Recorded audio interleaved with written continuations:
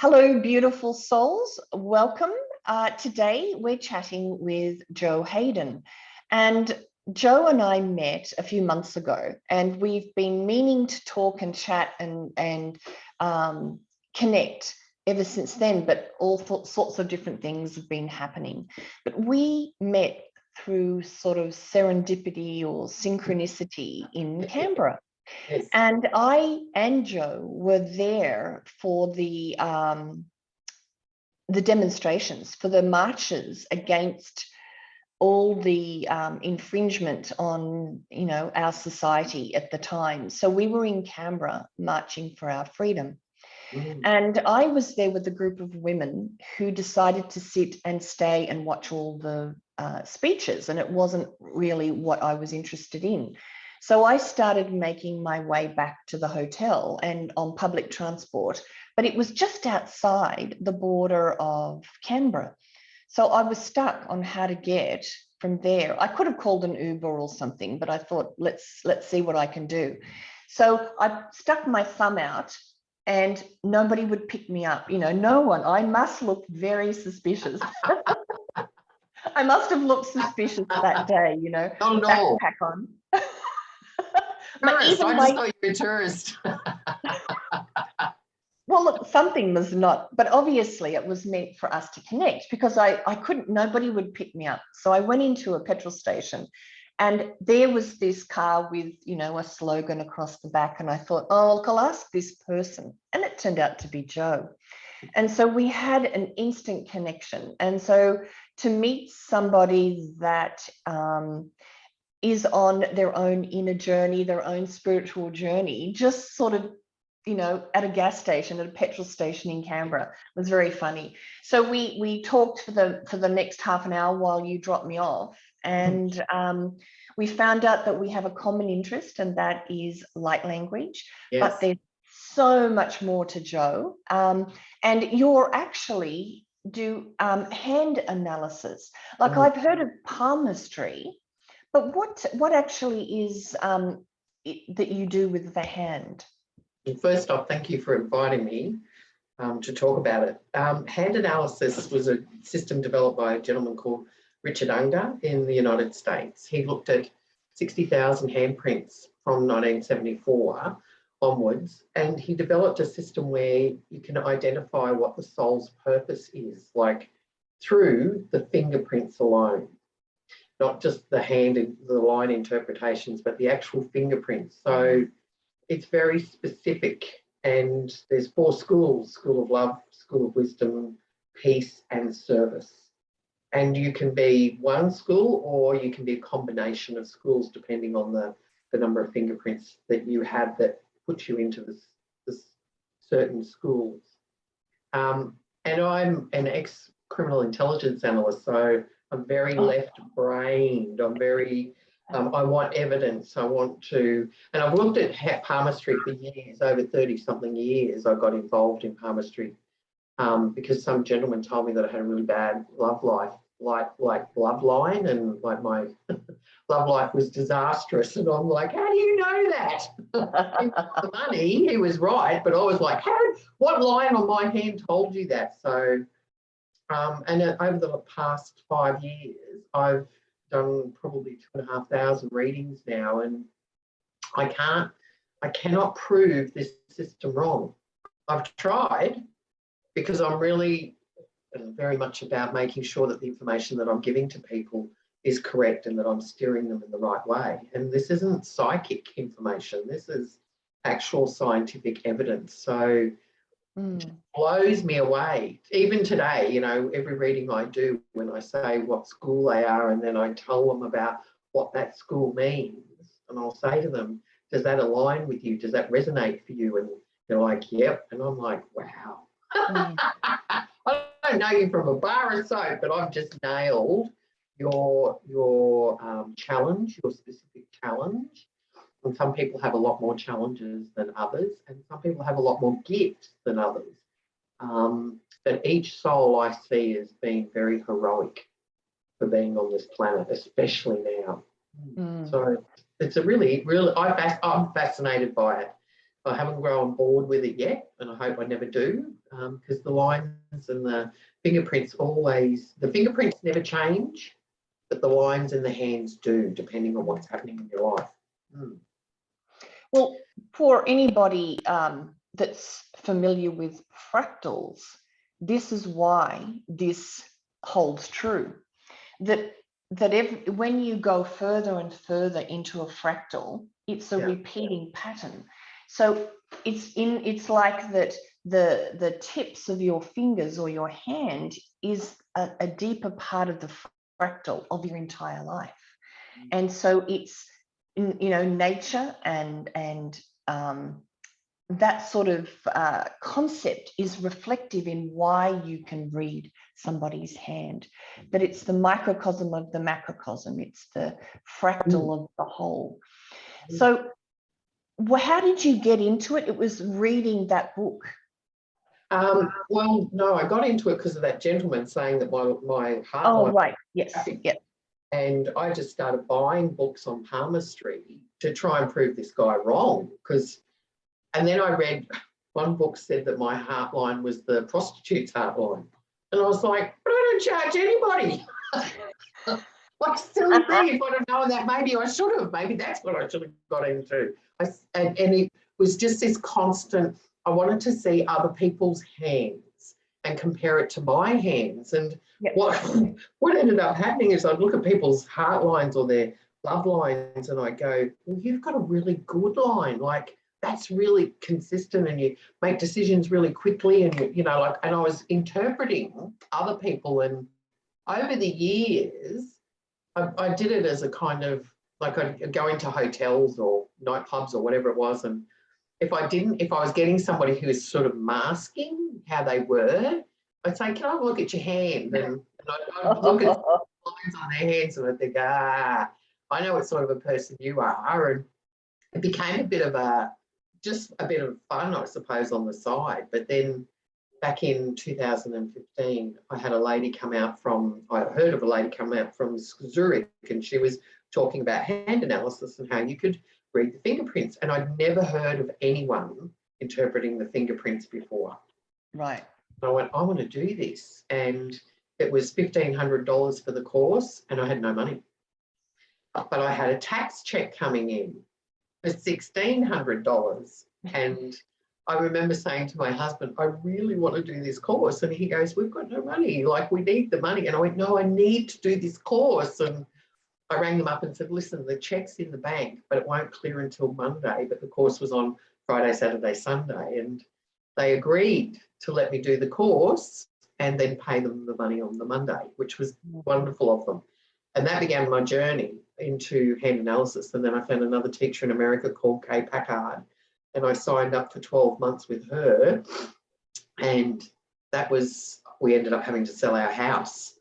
And my 20,000 that came out of the house, I spent 13,000 of it learning this system of hand analysis with her for 12 months. Had to complete 200 hand readings, take their handprints, and then do an assignment at the end of it. And 48 2-hour sessions online I had to do with her over the year, and I just loved it. Absolutely loved it. And I'm fascinated how these squiggly little lines, because it's all connected to, here's the thing, the cerebral cortex, as it develops in the brain of the baby, at the same time the lines are developing on our hands and our fingerprints. Wow. So it's directly connected to our brain. So these lines on here are literally a map to your cerebral cortex. Yes. Yep. And that's fascinating. That's just because every little, so when there's trauma, when there's been trauma that you may have gone through, it's on your hand. If you're a bully, it's on your hand. If you lie, it's on your hand. If you've been suppressed, if you have if you have depression, schizophrenia, health problems, it's all on your hand.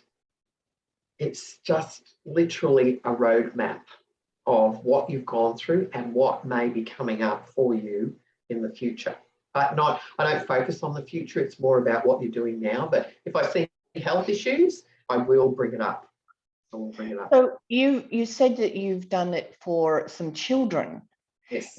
Do you think it could become a tool to help parents understand what's going on with their kids and how to maybe deal with what's happening?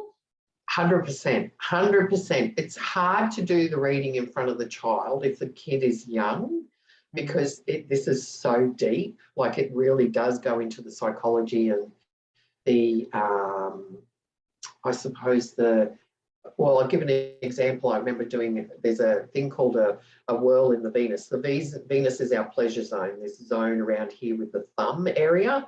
If you get a really puffed up Venus area, so we're very much connected to our pleasure zone, okay? If it's flattened, we kind of don't let ourselves have a lot of passion, right? Mine's quite flat, all right? But, right, okay, so you and I have pleasure in food, right? But physical, we're not physically exerted persons. Like, my husband's got a very big Venus and he's always out. The best thing for him is to be outside, out in the garden.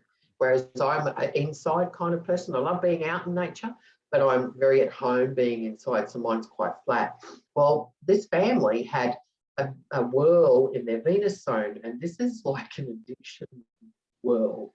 So they're very much connected to their pleasure zones, right? And it was mum and the 3 kids, 2 boys and a girl. And I said to mum, wow, pleasure's very, very important to you. And she said, yeah, it is. And I said, well, your 3 kids, I said, do you love sex? And she said, yeah, very much so. And I said, right, so do your kids. And I want you to be aware that there's an addiction issue that could come up. So I want you to be really open with your children about that. And my, other parents that have had children that have got that thing in there, I make them aware of it. Like, there's positives and negatives to every sign on the hand. So a healer's mark is really good to say that, yes, you're a healer. You could be a teacher, a nurse, you could be a counsellor, you could be a hands-on healer, do what I do, right? But if you don't use your gift of healing, you have relationship breakdowns. So there's a positive and a negative to everything. So for me, what it is understanding what motivates the children. And so I'll have the parents there at the time when I'm doing the reading, so that they get a better idea of what motivates their kids and what's the negative and what's a positive and what can be positive affirmations for them and negative affirmations. And one of the big, easiest ones straight up is you get somebody to put their hand up and you say to them, okay, if you look at my gap here on this hand, I don't have a very big gap here in this area, but on this hand, I've got a really big gap. So this is my private life hand. And what this means is, don't tell me what to do. So when my husband tells me what to do at home, holy shit, look out. But at work, if you tell me what to do, I'll listen because you're paying me, right? But you get people that have got this on both hands, right? Good luck telling them what to do. They don't like it. But here's the funny thing. We love telling others what to do. And it's really funny to be able to, so you get to see both sides of it. So if I've got mum and dad and the kids have all got this like that, it's like, okay, you're going to trigger each other every time you tell each other what to do. You're going to trigger. So you've got to come at it in another way, get more creative. And it's a bit of a psychology thing for each other. Mm. Mm. So you, in that, if the child's hand was very different from the adult's, it would help you to explain why maybe you were like this with your child. More for me, it's mirroring. So interestingly, the family that I did just the other day, dad was in the school of wisdom, mum was in the school of love. The 2 eldest children were both in the school of love, but the youngest one was a combination of love and wisdom. So he had mum and dad's traits. And interesting, what can happen is that whatever the challenges are with mum and dad, the children take on the challenges as well. So what you've got is two lots of people mirroring each other. And that's actually the biggest challenge, because whenever I said to the mother and the daughter, I said, do you guys think you're similar to each other? And they both went, no, no, no. But the siblings and dad all said, you're identical to each other. So it was just one of the funnest readings that I've done, when you've got a family together and they're open to seeing their shit and their positive things. You know, like, it was just a really joyous situation. I really, really loved it. I really want to help parents with their kids understand them more and understand themselves more. Well, I focus on inner child healing. And so I understand this from the inner child perspective, in that we sort of either model ourselves on our parents, or we rebel and become the exact opposite. And again, it's this fractal thing that is shown in the shape of your hand, is what you're saying. It's funny how that's this all interconnected fractal, as we were saying. And the beauty of it, the funniest thing is when, the kids will say, I'm nothing like dad, or I'm nothing like mum. And I'll tell them the Wayne Dyer story about how his daughter, Serena Dyer, was always complaining about his parenting style. And he turned around on her one day and said, well, I just want to remind you, you were the one that chose me to be your dad and Maris to be your mother, And she's like, I did what? Who? You? I chose you. And he's going, yeah, before you came to this planet, you chose us to be your parents. And she just turned around like a whip and said, well, I must have been in a hurry then. Because I know when I got told that information, that I'd chosen my parents, I said, I must have been on heroin. No one would have chosen my mother in their right mind. But, oh, my God, the lessons that I have learned from her in resilience and strength and courage, I wouldn't have learned from anybody else. Yeah, that concept is definitely a game changer, or something that pushes you out of a perception or a perspective. If you can acknowledge, or even allow for the possibility that you chose your parents for the lessons that they would give you, it pulls you out of victimization. It pulls you out of, they did X and they did Y. And then you suddenly are out of a rut and you see everything so much differently. And that is what allows you then to make changes. But while you're still in that, this is, I didn't ask to be born. I didn't ask to be your kid. If you can get out of that, that's going to start this huge cascade of change in perception throughout your life. 100%. And yet the first time I heard it, I was like, not a chance in hell did I choose her ever. Like, no one in their right mind.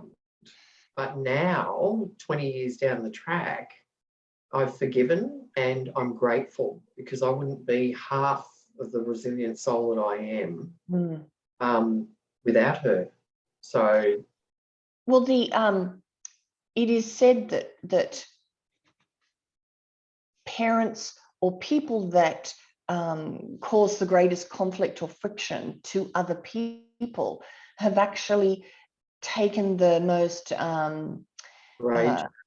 yes, because it's they're going to go drop down into the depths of this energy and live in there in order to trigger you. And so they have done taken the best path for you. They have taken this courageous journey for you. And they're in fact a stronger being, because they could take that journey down into the depths of that energy, that deep, dense energy that maybe gave you a hard time, maybe, made your life miserable. All of those, challenges that we have as kids from our parents, they're giving us a gift. And if you can allow for that potential and possibility of that, again, it shifts you. It shifts the energy that you're entrenched in and allows new doors and new windows and new opportunities and new perspectives to unfold in front of you. 100%. 100%. I remember being at my last job and I saw about 30 swallows sitting on my car.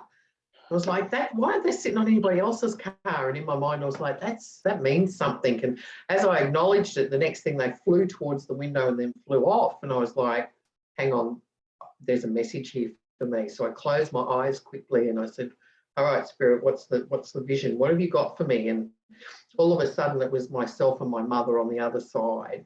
And my mother's standing there saying, I know you can't learn unconditional love by choosing me as your mum.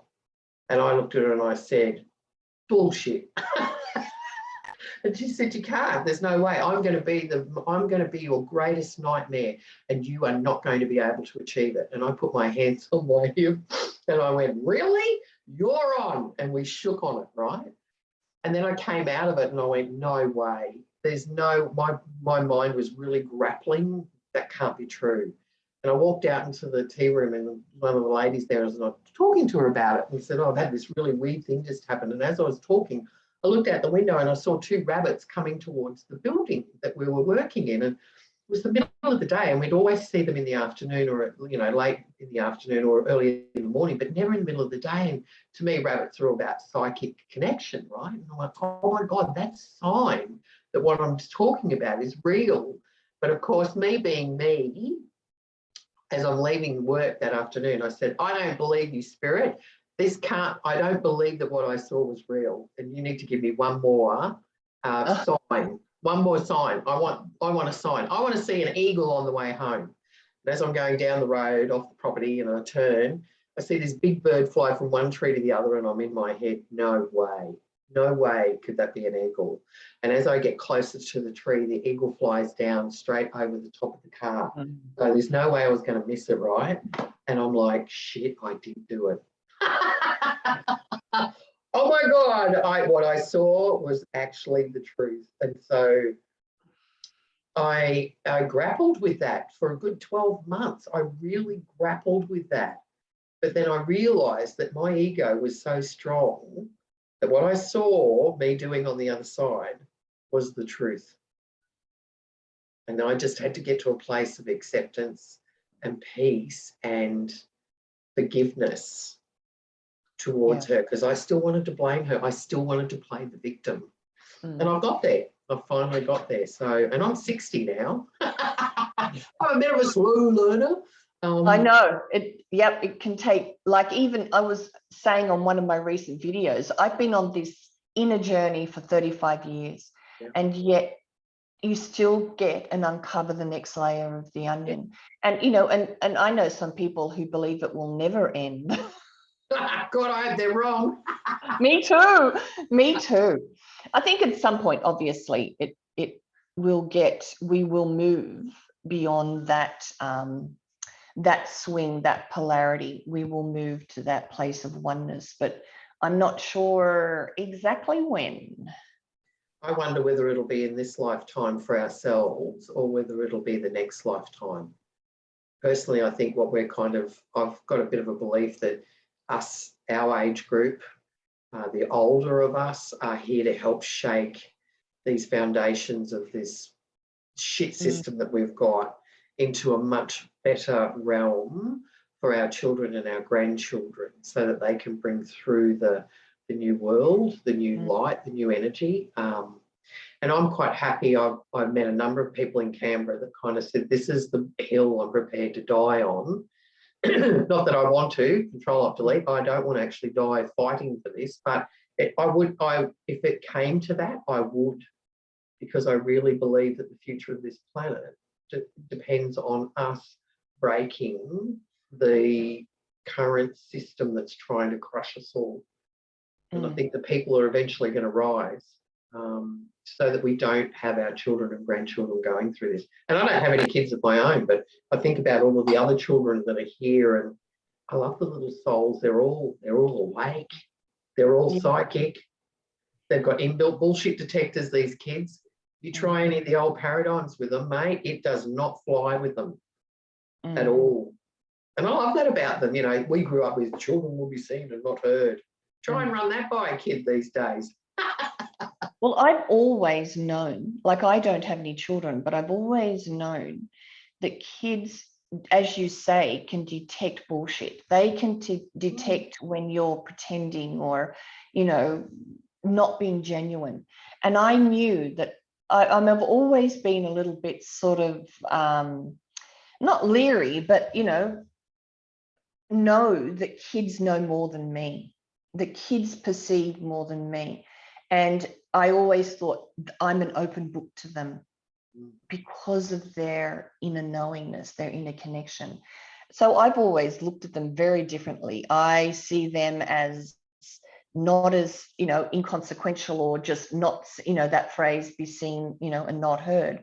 I've never seen them that way. I've always looked them going, oh, what could you tell me? What do you think about me? And what can you see in me that I can't see because you are more open still? You don't have years and years and years of the layering that I've been working at, taking off in, you know, throughout my entire life. I managed a childcare centre for a couple of years, and I used to watch the kids through the window, and I used to look at them, and you could literally work out who was going to be the lawyer and who was going to be, like, I had one little boy and I knew he was going to be a drag queen when he grew up, and like you could just see how open they were. And for me, I use, whenever I go to the supermarket and there's kids there, if a child doesn't smile at me, I know my energy's off. I just know it straight away. But most of them look at me and they give me this big grin, and I'm like, who the hell, who's around me? You know, like, who have I got around me that because they don't literally look, they look at me, but then they look to the side of me, of whoever's around me. And some kids, I had a little baby just like intensely staring at me, and it was like, I was like, oh my God, I feel naked in front of this kid. They're like going through whole soul layers, right? They're so woke of what's going on around them. They're the greatest guide for me to check with my energy. Same thing with animals. When animals step back from me, and that doesn't happen very often, but if an animal does, I'm like, what's wrong with my energy? What have I picked up? Is there something around me that, yeah.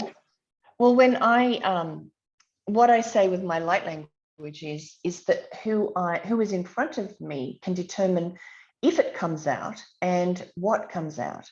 And I love speaking light language to little kids, and to animals, because it's just, there's so much fun and there's so much joy in the being that's coming through to speak to them. And they don't they don't always acknowledge it. They don't always in who they are, that like the child or the animal don't respond, but I know that the soul within those beings is feeling it and is incorporating that energy. And maybe it was always destined that we would come together at that point in their lives to you know, the light language will shift them slightly, or it will be incorporated into their energy, so that what then comes, or it will open a door or open up a remembrance. But it just comes up so strongly with little kids and with animals. It's beautiful. One of my favorite readings that I've ever done was a lady came to see me a couple of years ago, and it was at a fair. And anyway, I'd finished the reading with her, and she was a Filipino lady, quite dark skinned, and she said, I've got my daughter over there, can I book her in to have a reading? And I said, by all means. And so the daughter came over, and she's very, very white, almost kind of albino, but with the Asian eyes, so very unusual young girl. And anyway, she told me her name, and I could just feel there was like this wall up between her and I. And anyway, I got talking, and I had a piece of tektite, and I don't know if you know, tektite is it's like a meteorite that comes from outer space, same as moldavite, but it's usually a black stone. And I'm looking at this young girl, and I'm like, I reckon she's alien. I reckon she's got like she's from another realm. And she's very quiet. And I said, look, can I just get you to hold this stone for a moment and just close your eyes? And so she did. And all of a sudden her eyes went into rapid eye movement. And I went, I gotcha. I know who you are. Anyway, so she opened up. I said to her, how does that make you feel? And she goes, oh my God, what is this stone? And she became really animated, right? I said, oh, I call it stardust. It's a tektite. It comes from outer space. And she's like, oh my God, I can see all these stars and there's so much energy. And she's going, this is really like, and I'm looking at her going, wow, who is this girl? And anyway, she goes, what does it mean? What does it mean? And I said, well, and I was going to say to her, you're a star being. And I said, well, in simple terms, you're an alien. You're an alien who's come from another area, another realm, another planet system to be on Earth at this particular time. And she goes, oh my God, that makes so much sense. I did not get my family at all, right? And I'm like, who is this girl? And blow me down, Mum comes and sits down next to her. I'm like, oh, I really dislike it when people, you know, like there's more than one person because it can break the energy. And she looks at her mum and she goes, Mum, guess what? And she goes, what? She goes, I'm an alien. At which point I'm like, oh, shit, how am I going to explain this one? And the mother looks at her and says, I always knew you were different. I always knew there was something unusual about you. I've got to tell you about what happened when you were conceived. And the daughter looks at her and goes, what? And she goes, I had a dream that a white elephant came and placed you into my stomach. Now, here's the beauty for me, it was watching, I got goosebumps up my arms, but I was watching both mum and daughter for the first time seeing each other. It was the most incredible thing. And she goes, Mum, I just don't get you. And she goes, I don't get you either, sweetheart, but I love you.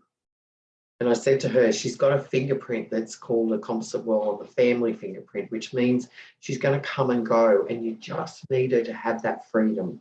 She'll always come back, but you need to let her go when she needs to go. And she said, I just want her to be happy. And it was that seeing each other for the first time, amazing. So I've never had an experience like that before or like after, but I do get a lot of people that are star seeds that do come from other realms, and telling them that, you know, like you're connected to the stars. And, you know, my thing will be, do you love looking at the stars? Yes. Have you watched the movie Avatar? Oh, my favourite movie. Like, they love Avatar, right? And I'm like, okay, tick, tick. And then, well, okay, well, you're from another realm. You're not just an earthling, you're actually a star being that's come here specifically, and you've got to identify what planet system you come from. And so I kind of help, you know, star seeds to identify that they're star seeds, I suppose. Yeah. And the language, well, yeah, I love your language, and your language really resonated with me. I don't speak it very often in front of people. I love to do it in my own space and listen to others that do the light language, and I start following whatever you're saying, I'll follow. And there's like a soul knowing about it, and it always calms my soul. So whether it gets incorporated later or sooner, or, you know, down the track, I presume that it will one day, but I'm not rushing into it at the moment. Just integrating my changes and, you know, helping others with what I do. But I admire people who have the courage to speak out their light language with other beings, because it takes courage to do that. Well, I was saying on this chat I had the other day that I can be in, I was in a dress store once in northern South Wales, and I'm just looking through the clothing and stuff, and the shop owner comes up, and this is how my light language works. I get a little, like a twinge in the back of my jaw, in the back of my tongue, and I can tell it wants to come out. Wow, it's like it's the energy of somebody or some aspect or whatever. And it is solely often the only coming up because the other person's higher self soul knows that this was on the cards that we would meet, and that there's a message that needs to come. So I looked at this woman, and she was beautifully, you know, beautifully makeup and gorgeous clothes. And I started to explain, I would really like to speak some light language to you, that I'm a healer. And so in the middle of this store, I start speaking light language and the tears start to roll down her face. And she ended up coming and seeing me a few times until I moved away from that area. But I have no hesitation speaking it, because when I know that it will be well received, it's because that it's an automatic, it's like sneezing. I have to say it. So there's a resonance happening between me, my soul, and the soul of the person. So sometimes I can be in a restaurant or a cafe, in the library, all sorts of funny places. So I have lost I'm not reluctant at all or hesitant at all to speak light language. It's become really a part of who I am. But as far as, people think of light language being for other people, but it's also for us, it's for me. And speaking it and listening to myself, I will record myself and I listen to my own videos again and again. I listen to them 2 or 3 times and maybe again a few months later, because the language is for me as well. It's for my energy system. So it doesn't, if you speak it, it doesn't mean you have to let anybody else hear it if you don't want. It's primarily, I think, for us to heal our own traumas, or to open doorways within us, to encourage ourselves to keep going, things like that. So it's not always needed that you share it with other people. I remember seeing there's a place in back of Sunshine Coast called Gympie Pyramid, and a gentleman took me there once, and I got to the top of the pyramid, and it's not what you expect, like a normal pyramid, but there's signs of extraterrestrial kind of concrete stones and stuff that have been carved on the way up. And I got to the top, and I just wanted to let this, I could hear the voices in my head with all this light language, and the guy that was running it said, "Oh, has anybody got any messages?" And I'm just covering my mouth because I didn't want to come out. I'd never done it before, but I knew that was, and he said, this is a portal, and also the Glass House Mountains that we have, that's a docking station for ships. Wow. I've seen them at night, triangular spaceships going around, and I've actually seen them. But in the daylight, I can't see them. I haven't, my eyes aren't able to see that. But there was a lady that turned up at this Airbnb there who said, "Oh my God, this is a docking station. You've got hundreds of spaceships here." And she was looking out going, "No, I can see mountains, but I can't see the spaceships." No, trust me, they're here. So there's so much more opening up for all of us in this world. It's a really exciting time, but it's also a ride of uncovering those emotional layers within ourselves, and being gentle on ourselves as well. My other card I pulled today was the Star Mother, being able to mother ourselves at this particular time, right? We really need to kind of identify better ways of nurturing us. And especially when we've not been mothers, because I'm not a mum.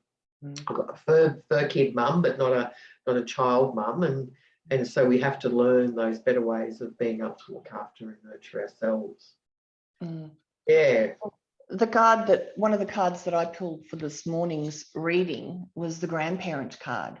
And the interpretation that this came to me to mean was that we are not alone, that our ancestors are watching over us, our galactic family, our angelic family in this time, because this is a card of love for me. So we are not alone, but we are supported. We are surrounded by people that love us, the beings that love us, and that are like our cheer squad and wanting us to keep going, to keep opening, to keep diving in, to keep swimming up out of it, and and just breathing and living exactly what we're experiencing day to day, and understanding that it is a journey that is my understanding is that it's been seen for many thousands of years. It was sort of seen in the future, and that there's a symphony that is playing out, and each of us has our role in that symphony. Yep. And that role was set up a time ago, and so we know the beings that are with us can see how that symphony is going to play. So I'm not my encouragement would be to know that you're not alone, that yes, love yourself, but know that there are beings with us that love us greatly. And the more our frequency rises, the more we will begin to feel that love and perceive that more and more. I think we're healing that ancestral line. I know the lessons that I've had to go through, my father and my mother's line of relatives, and the things that they've gone through is similar. Like, we just keep repeating that pattern all the time of what they struggled with. And once we heal it in us, that's why I think they're cheerleading us, because they may not have achieved it in their lifetime, but with what we do, with our courage to look at our mess, our mistakes, our traumas, and heal them and forgive them, then they're able to do that in their, I really believe that they can heal it in their line as well, like back with their own family as well. So, and that's the interesting thing about the fingerprints. When I see mum's fingerprints is the same as the child's fingerprints, then it kind of tells me, oh, mum may not achieve what she's come here to do, but now the kid's taking the legacy of mum's lesson, right? So when you heal it, then our kids, the kids that come forward from there, I'm curious as to whether their fingerprints will change, because quite often the fingerprints are quite similar. Like, there's not a different school, mum or dad. Usually the children always have either mum or dad's lesson or same school. So I don't see them having different lessons. So we literally are mirrors for each other, you know. It's quite such a fascinating field to get into, and to understand that it's not just lines on your hands. It's literally everything that has been happening to you is all on there. And some hands have really empty, they've only got a couple of lines, and they're really black and white. There's no hidden agenda. They're very, what you see is what you get. And other people have thousands of lines on their hands. And one of my favourite stories was a woman who was an alcoholic. She only had 3 or 4 lines, the heart line, head line, and the lifeline on her hand, but she was an alcoholic. She gave up drinking, and 12 months later her hand was a mass of lines, because she'd been pushing down and suppressing everything in her life. It's just, you know, I never stop learning. As none of us, well, as you know, as humans, we never stop learning. The day we do, I think God just says, poof, you're done. Come on, come on. Well, I think that this is just one form of expression as human, and that we're learning as other things as well, as in other beings, other, you know, you could learn, we might have been a rock and learned what it was to be a rock, or to be the essence of a flower. There's an experience in that, or to learn to, you know, what it was like to be a fairy, or the Oort cloud. What is it like to be that?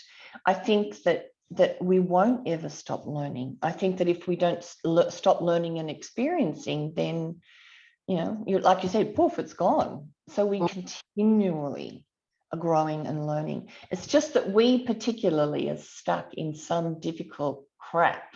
Yeah, I reckon anybody that's here on this planet now is really courageous, because waking up to what's going on at the moment, and what's happening in the world, there's so much fear. If you allow yourself to go into that, there is so much. And yet whenever you go out into nature, if you forget everything that you see around you, TV, whatever, and you just look at the sky or the birds or the trees or the water, at that moment, you're in a perfect place. You're safe. You're not, you know, there is no fear. So it's making a choice about where you want to live. Like what we tell ourselves is correct. We tell ourselves we're shit, we're shit. But if we tell ourselves we're a light being of golden light, of every one of us has a spark of God within us, so we're creators, we can create heaven on this earth, or we can create hell. And I've spent many years creating hell for myself. I'm kind of done with that. Now I want to see what I can create as a manifester that's really magical. Going to Canberra was and I had to go. I could not go. I've been to a stand in the park and I looked at my stepson and I said to him, I really want to go to Canberra tomorrow. I really want to be in Canberra tomorrow. And he said, so do I. And I looked at my husband and I said, I have to go. And he goes, all right, if you have to go, go. So we did. An hour and a half, we packed the car, 4:30 on Sunday afternoon. We drove to Canberra and we got there at 7:30 in the morning, expecting to stay 3 or 4 days. I was there 28. Yeah. And it was incredible.